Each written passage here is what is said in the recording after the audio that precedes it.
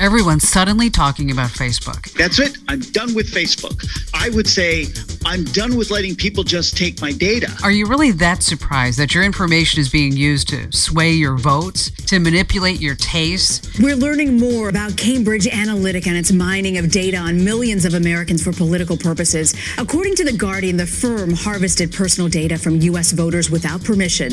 The company, which was headed at the time by former Trump advisor Steve Bannon, has since been suspended from Facebook. Do you honestly think that it's just a coincidence that when you post a picture of you and your friends checking in at a hamburger joint, 2 days later, you're actually getting an ad for that same hamburger joint? It was a grossly unethical experiment because you are playing with an entire country, the psychology of an entire country without their consent or awareness.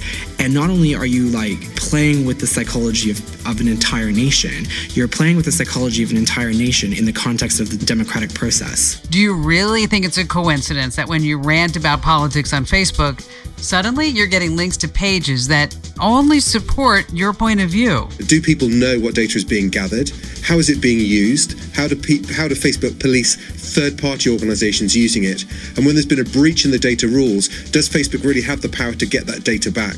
I'm Komando, America's #1 digital pro, and I have to tell you, I've probably produced thousands of articles and podcasts and news articles about internet privacy.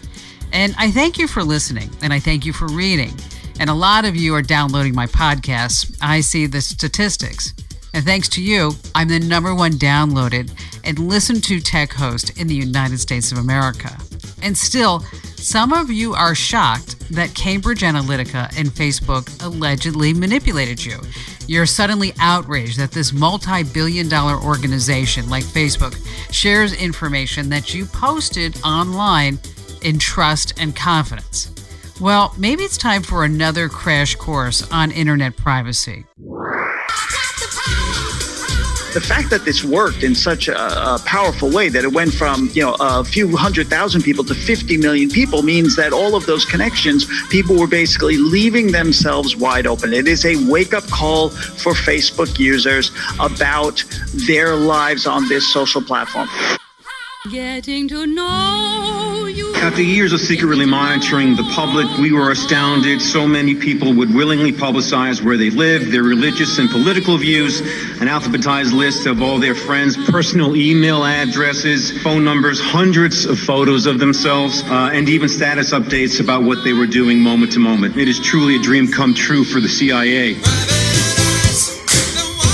They say they can determine almost everything about you, including your gender, your ethnicity, your sexual orientation, just for starters. So now, using new algorithms developed by Cambridge and Microsoft using data from nearly 60,000 profiles, your Facebook likes can tell them all the things about you. Cambridge Analytica used surveys and a number of other tactics. They then used machine learning and big data analytics to build profiles about voters. They also exploited some of the worst tendencies of voters. Both sides want your data. When I say both sides, that's the Democrats and Republicans, the deep state. I just want to say, you have no data that's secure. None whatsoever. None whatsoever. No data that's secure. When Chris Wiley, the former research director at Cambridge Analytica, admitted that they exploited Facebook to harvest our profiles, and they built models to exploit what they knew about us by targeting our inner demons, those are his exact words, by the way, Facebook users started abandoning the ship as if they didn't know. You have to realize that when you get 100 likes on a post, someone outside your inner circle is taking notes. Now, according to the press, our honeymoon with social media is officially over.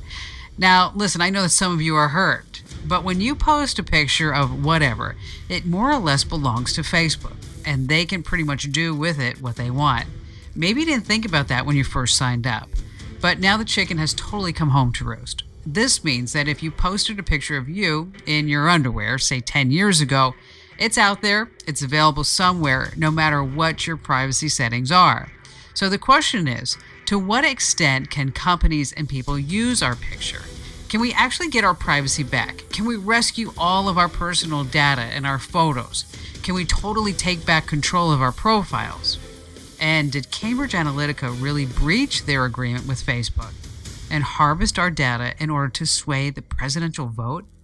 Now, we still enjoy social media, but what can we do to protect ourselves? Well, you want to crank up the volume, folks. You're about to get the inside scoop from internet security lawyers, risk management pros, and it's all coming up on this week's Komando On Demand podcast, so stay right where you are.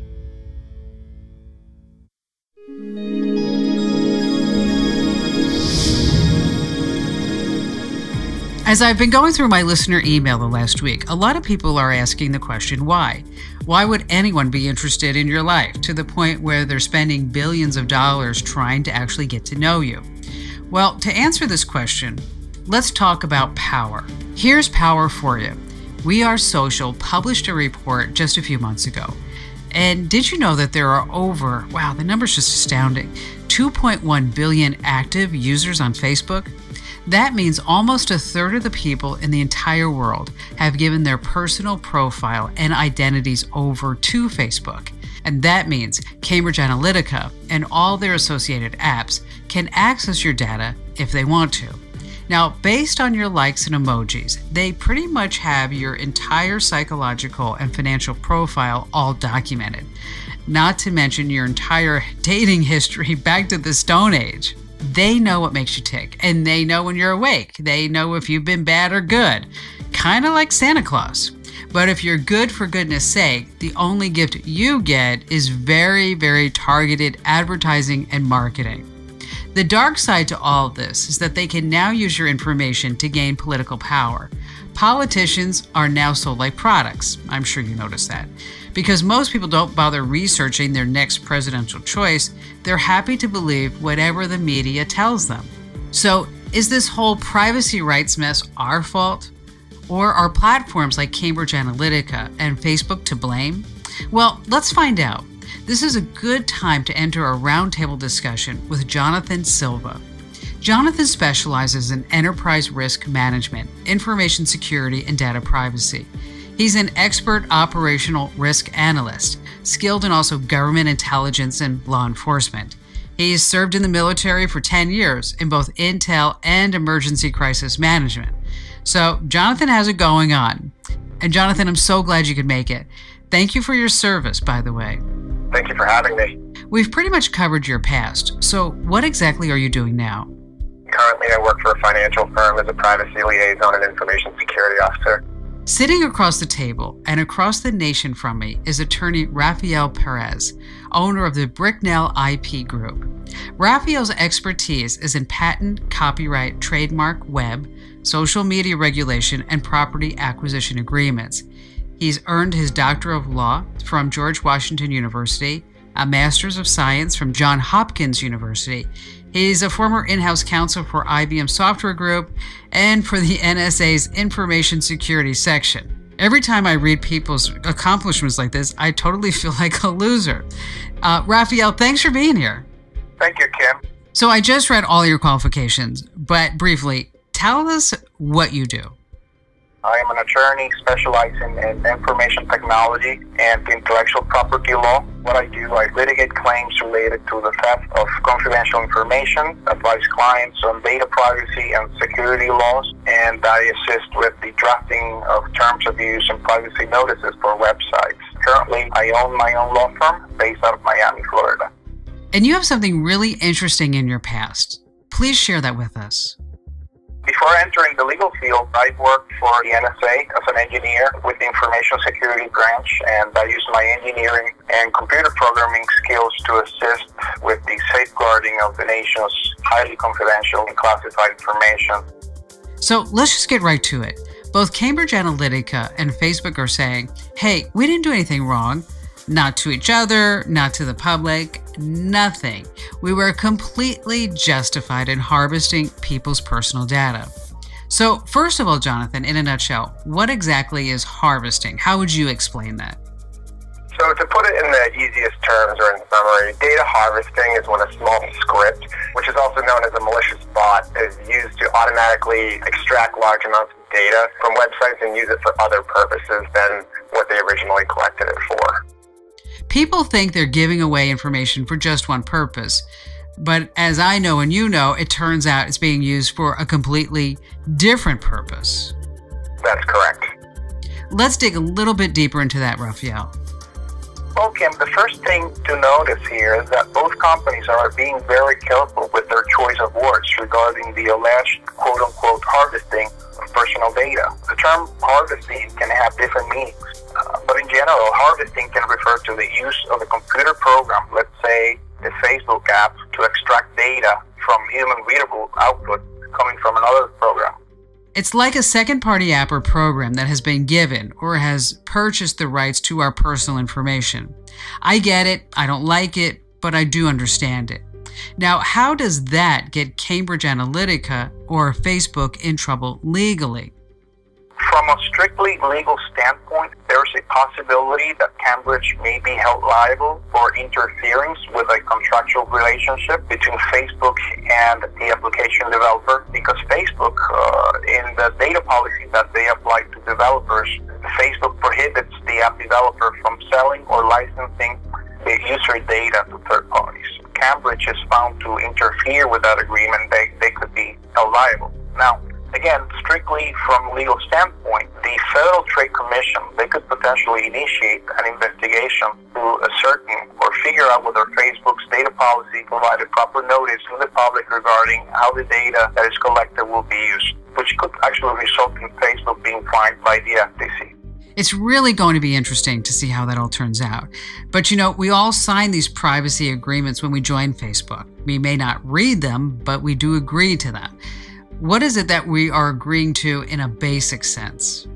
Facebook can record access to information through things that are shared, liked, and actually do a lot of that when you're not even logged in. So there's kind of a lot more going on in the background that you could be agreeing to that you don't know.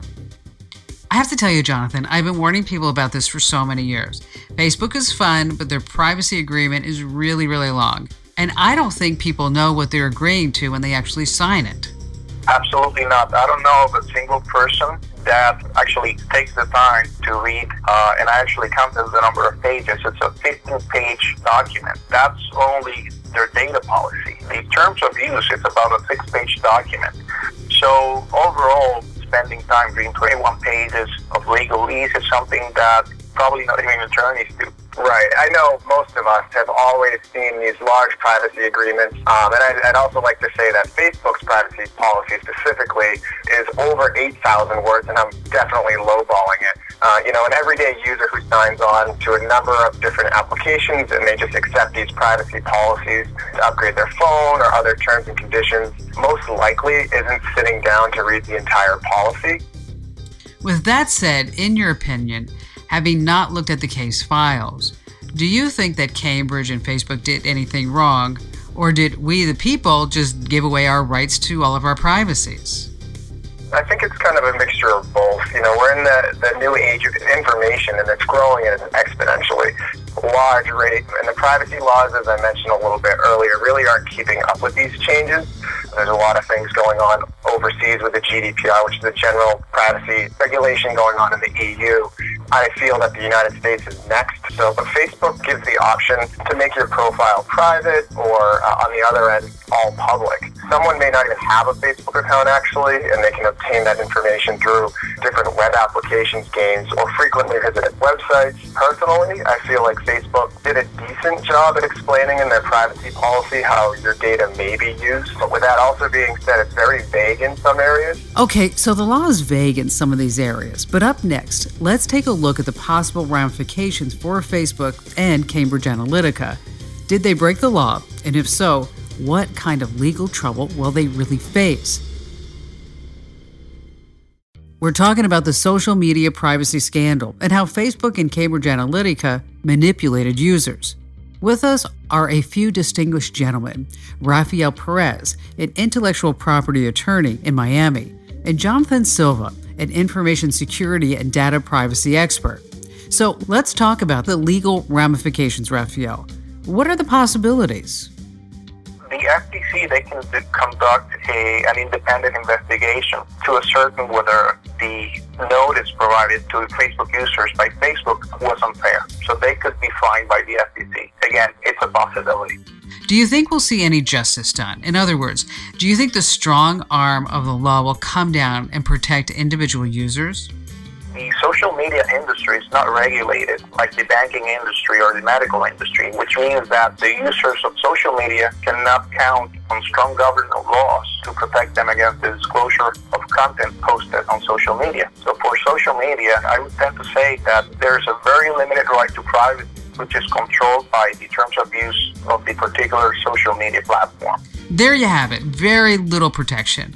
You're swimming in unregulated waters, and I've said this before. What needs to happen? I think that the privacy policies, as I keep mentioning, need to be stronger as a whole. So I think we'll see a lot of changes in the future. That's a good thing for some people, but for businesses, maybe not. That's why we have the Better Business Bureau to hold companies accountable for the actions. We're free to conduct business as we choose. There's at least the appearance of integrity. And if I take matters into my own hands and I set my profile to be completely private, I'm sure that Facebook can still use my information to market to me. To a point, it never actually goes away fully. There are still some general basics such as gender. There's some real basic information that they can still hold on to if it's locked up in private. All right, Raphael, let's switch gears. Going from personal to politics, do you think the public vote can actually be swayed? Like by an entity who uses profile information to try and influence election outcomes? I think so, but not in a manner that is direct. So, for example, a company such as Cambridge, they can harvest or make use of harvested data, run some analytics on it, and figure out where it would be more appropriate to spend dollars in doing a particular campaign. But does that in and of itself actually affect the vote? Most of us already know who we're going to vote for, regardless of what the press says. It may not be a direct effect on the vote. I think it can work a campaign manager to manage and spend the campaign dollars in a very effective manner. But that's not so bad, is it? Companies try to get us to buy hamburgers the same way, don't they? Right, and just to be honest, Facebook is an advertising company at the end of the day. That's how they make their money.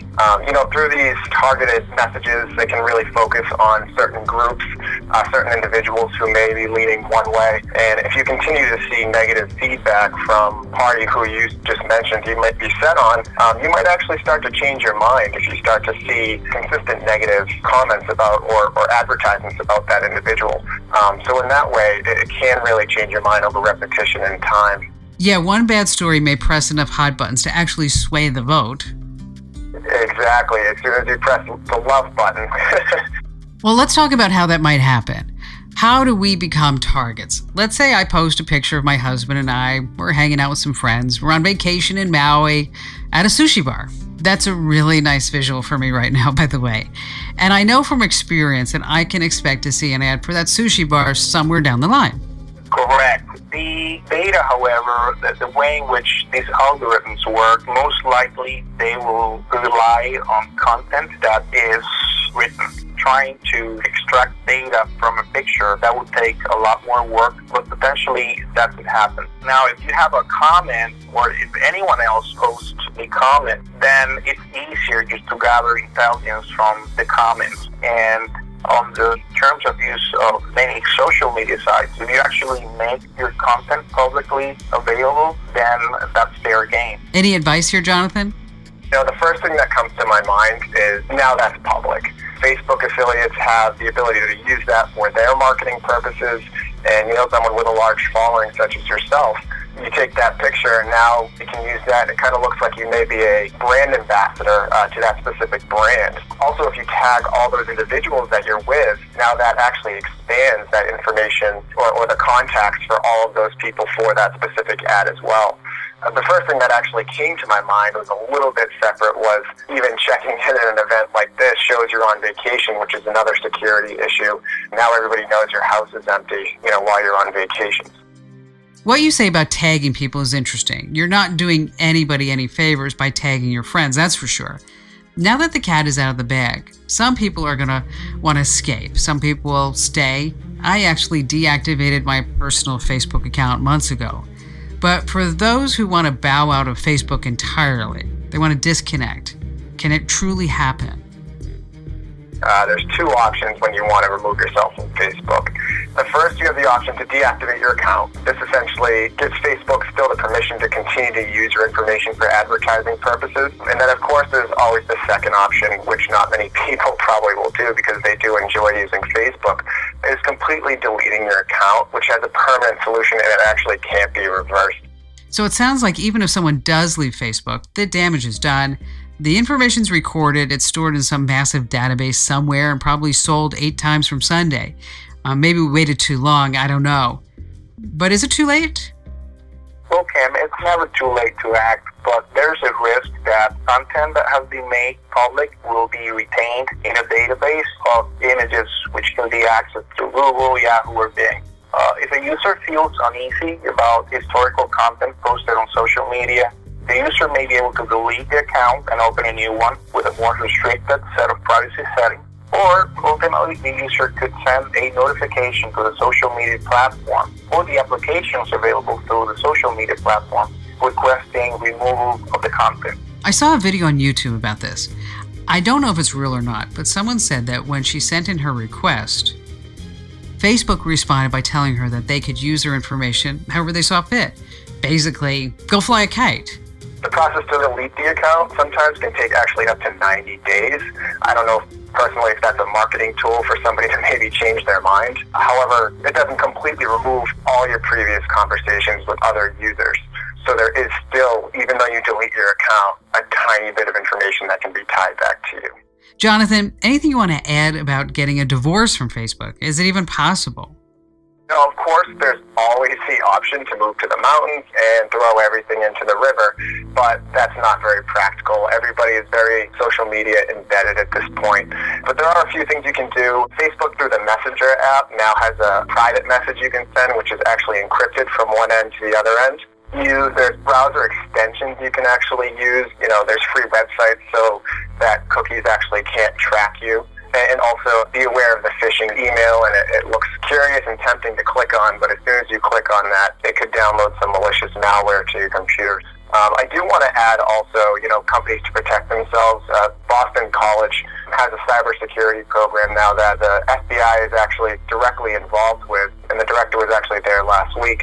It's on cybersecurity governance and policies. So that's a huge program I did want to just give a shout out to because they're doing some great things over there at Boston College. And I went to Boston University, so it takes a lot for me to say that. Well, that's all good stuff. Thanks, Jonathan. But on a serious note, this is something everyone should be thinking about. Is it illegal for somebody to find a picture of me on the web and then post it in a derogatory or even an inappropriate way? If the person that uses the content may be held liable under the copyright laws. So, for example, let's say that I take a picture of myself and, there are going to be copyrights that are associated with that picture. So Facebook, for example, they don't claim ownership over that content. It's really the user that owns that content. So potentially anyone else posting that picture outside of Facebook, let's say, or any other social media, may be held liable under the copyright laws. However, if it's just a matter of sharing a picture or content on Facebook, then Facebook and many other social media platforms, they have a really broad license that gives them the right not only to display your image on their platform, but to also sub-license and have others post the picture that you originally posted. Good to know. So what are you going to do now to help people protect themselves? Well, Kim, again, I own a law firm, and our team can enforce or defend against claims related to the theft of confidential information or trade secrets. That's one of the things that we do. We also help companies create data security plans to make sure that the company is in compliance with state and federal regulations related to data privacy. And we also assist with the drafting of terms of use and privacy notices for websites. Even though my office is based out of Miami, we actually have a national practice. All right, Rafael, thanks for joining us, and keep up the great work. Thank you, Kim. All right, Jonathan, I need you to stick around for just a sec. I was speaking with another lawyer about the upcoming privacy policy update that's supposed to happen around May 28th. Anybody doing business on the web really needs to know about this. It's super important. It could revolutionize online protection as we know it today. Can you tell us more about what's going on? Yes, yeah. So they're trying to do, in London specifically, that area, they're trying to do one privacy policy that really holds individuals accountable. The General Data Privacy Regulation, I believe, it's GDPR. It's a London privacy policy that's been set to come out for some time now. And it's really going to hold companies accountable for personal identifiable information that's collected. And this is a huge rollout. There's a lot of consultants right now in this space because many companies here in the United States also do work over there as well. There's a pretty high fee if you do not comply. So it should be interesting to see what comes down the line in May. But I certainly would take a look at the GDPR. Even if you just Google it, there's a ton of good information out there. Okay, you heard the man. Google it and learn a lot because May will be here before you know it. Thanks for joining us, Jonathan. Thank you very much, Kim. It was a pleasure. So now you know, most apps and programs require you to interface with Facebook.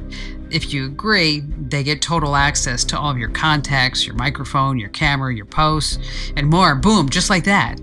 But here's the catch. If you agree, you agree. You don't have to agree. Internet culture writer Asia Romano put it very well when she said, Facebook has far outstripped the moniker of social media.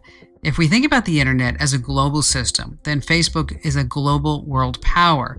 With such global power comes monumental social responsibility, requiring major global leadership and oversight, as well as an increased self-scrutiny, accountability from Facebook itself.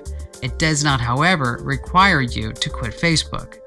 So we're talking about global leadership and oversight. Some think we need it, some say we don't. I lean towards learning how to protect myself without having to rely on the government or a larger entity. If they want to come in and help, fine. But I think the key word for all of us here is responsibility. After all, America is still the land of the free, last time I checked, and with freedom comes responsibility. No one can force you to join Facebook. But hey, if you don't mind being a target for all kinds of marketing, enjoy yourself, have a great time, live it up, so to speak.